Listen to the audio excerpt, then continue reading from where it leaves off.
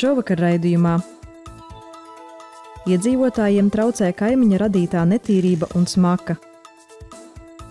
Ābeļu pamatskolas skolēns gandrīz paliek ārpus autobusa.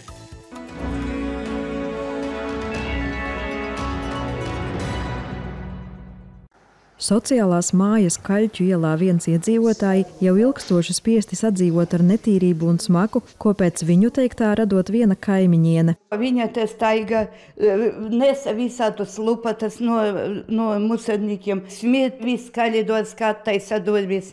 Vispār te bailes dzīvot. Да, man istaba iet visa smaka. Durvis viņa bieži atstāja vaļā, un no dzīvokļa nāk tāda smaka pa visu gaiteni, ka pieaudzis cilvēks nosmakt var, nerunājot par mazu bērnu.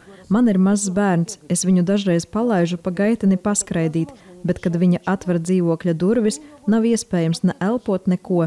Viņai, ja paskatās uz logu, tur līdz griestiem ir redzami maisi un kaut kādi atkritumi. Ko viņa tur velk, es nezinu. Ņemot vērā, ka sociālajā mājā ir koplietošanas virtuve, arī tur iemītnieki bieži saskaras ar nepatīkamām situācijām.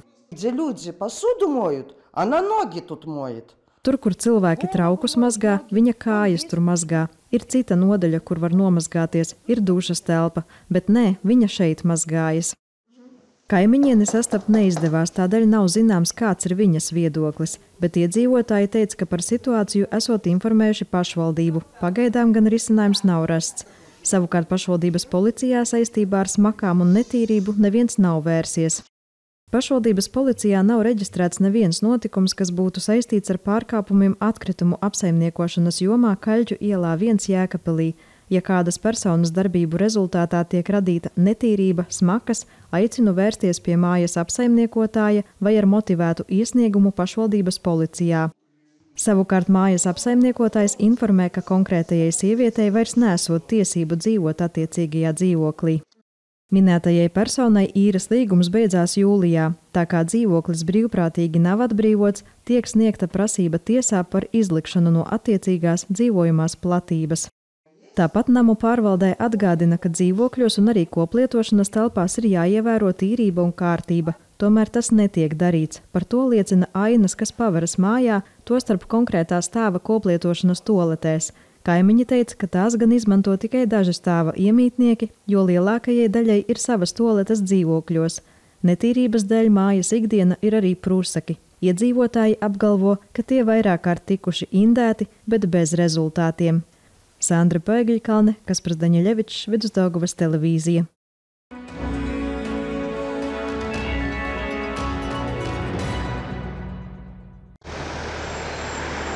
Nepatīkamu situāciju Jēkabpils 4. maršruta autobusā piedzīvojis kāds 5. klases skolnieks no Ābeļu pamatskolas. Kādā pēcpusdienā pēc stundām viņš kopā ar mazāko brāli bija devies uz autobusu, lai brauktu mājās uz Jēkabpili.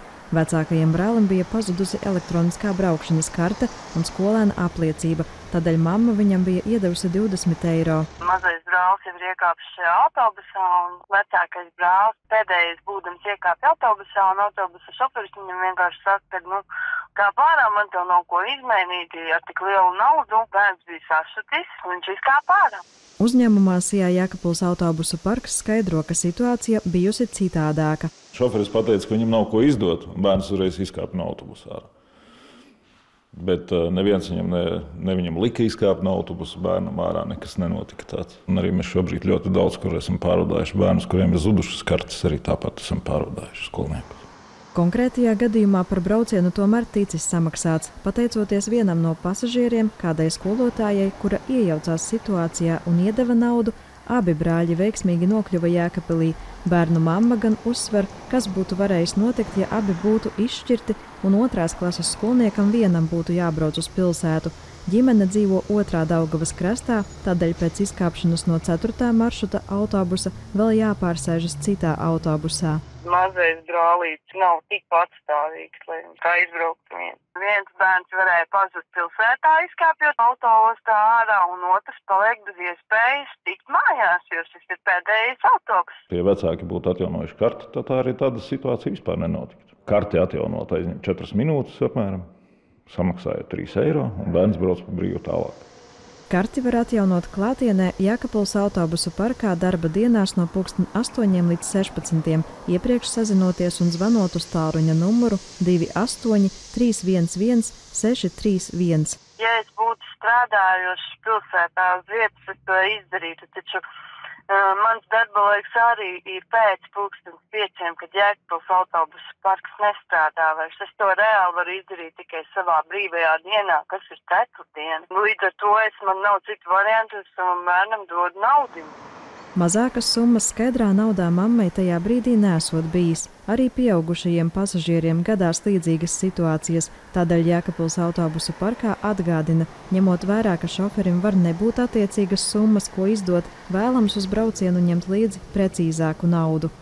Sandra Paigļkalne, Kaspars Daņļevičs, Vidusdaugavas televīzija.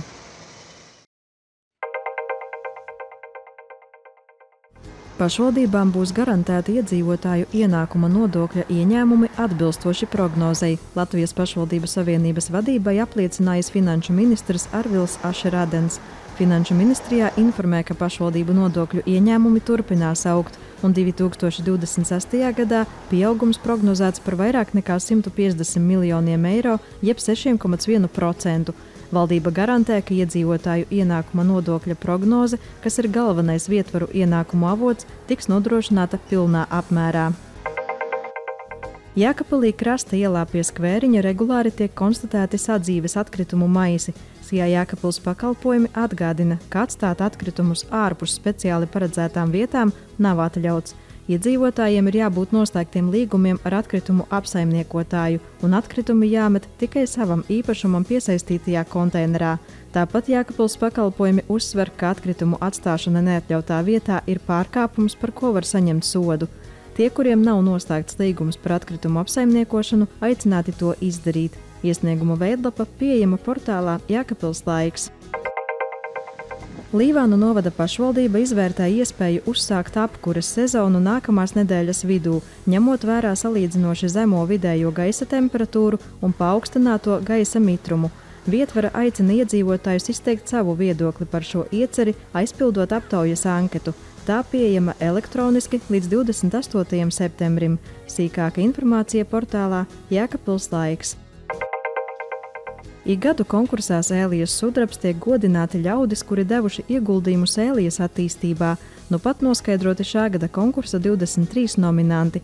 Ceremonijā tiks paziņoti 3 līdzvērtīgi spoži galvenās balvas saņēmēji un godināti arī visi nominanti un pieteikumu autori. Apbalvojums tiks pasniegts jau 4. reizi, un šogad ceremonija notiks 11. oktobrī 16. Viesītes kultūras centrā Sēlija. Ar nominantu sarakstu var iepazīties portālā Jēkabpils laiks.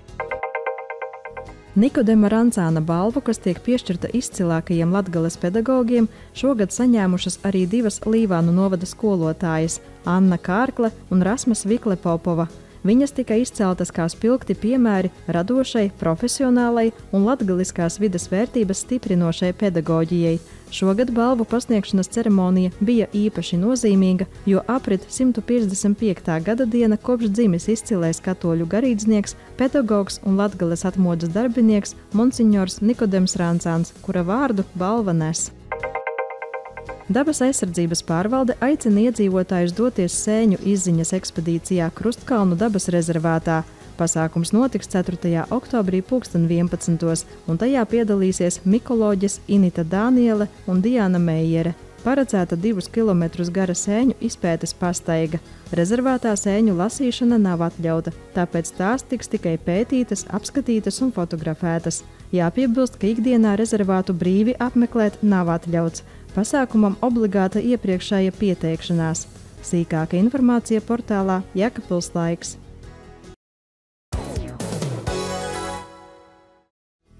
No 23. līdz 30. septembrim Jēkabpilī norisināsies Eiropas sporta nedēļas pasākumi. 23. septembrī Jēkabpils meža parkā notiks koptreniņš jaunajām māmiņām, bet 28. septembrī Jēkabpilī būs fitnesa diena. Pasākumi paredzēti visiem vecumiem un sagatavotības līmeņiem, no draudzīgām ģimenes spēlēm līdz nopietnākām sacensībām. Plašāka programma pieejama portālā Jēkabpils laiks. 27. septembrī 13. Sēlpils tautas namā sāksies Miķeļdienu jampadracis, darbosies tirgus placis un apmeklētājus priecēs rudenīgi priekšnesumi amatieru kolektīvu izpildījumā. Savukārt 14. gaidāma Kalsnavas amatierteātra tēlojums izrāde Zāgaļi. 28. septembrī 9. Kruspils brīvdabas estrādē sāksies ikgadējais Miķeļdienas gada tirgus. Apmeklētājus gaida tirgus, lustes un dažādas izdarības, tostarp konkurss, resnākais ķirbis un kāpšana umurkumurā. Plašāka programma pieejama Jēkabpils novada kultūras pārvaldes mājaslapā. 28. septembrī 15. Biržu tautas namā uzstāsies Dunavas amatierteātris Sataka, priecējot skatītājus ar izrādi Balle sākas. 28. septembrī 16. Jēkabpils sporta namā tiks atklāta Baltijas volejbola līgas sezona. Pirmajā spēlē spēkiem mērosies Jēkabpils Lūši un Ezerzeme Daugavpils universitāte. 30. septembrī 14. Atašienas skolā notiks tikšanās ar dronu pilotu Jāni Ozolu. Pasākuma laikā būs iespēja uzzināt, kā darbojas droni, praktiski izmēģināt to vadīšanu un smelties iedvesmu jauniem mērķiem.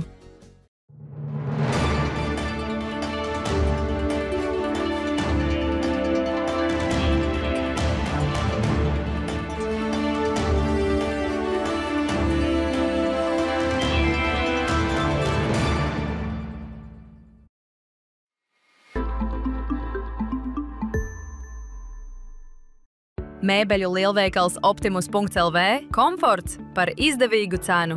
Ortopēdisks matracis veselīgam miegam, funkcionāla virtuve simtiem krāsu variācijās, ērts dīvāns viesistabai vai komfortabla darba vieta. Krēsli, galdi, kumodas, viss tavam mājoklim vienu vietu. Iepērcies Optimus.lv ar piegādu uz mājām vai izvēlies un saņem jau šodien Optimus mēbeles veikalos visā Latvijā. Skapis pilns, bet neko vairs nevelc? Nodod tīras nebojātas drēbes otrreizējai lietošanai. Spao konteineri pieejami dažādās vietās Jēkabpils novadā. Labākās lietas nonāk pie tiem, kam tās vajadzīgas, pārējais pārstrādei. Tava izvēle palīdz gan cilvēkiem, gan videi. Dod drēbēm otru dzīvi ar Spao. Vai tu jau zini, kas ir Zaļā eža outlets? Tā ir tava iespēja pat e-veikalā iegādāties kokmateriālus par īpaši izdevīgām cenām. Zaļā eža outletā atradīs dažādu kategoriju preces, apdevesdēļus, grīdsdēļus, saplāksni un daudz ko citu. Meklē mūsu ekskluzīvos piedāvājumus, iedvesmojies un ietaupi savam nākamajam projektam. Pata kokmateriāli labākai dzīvei.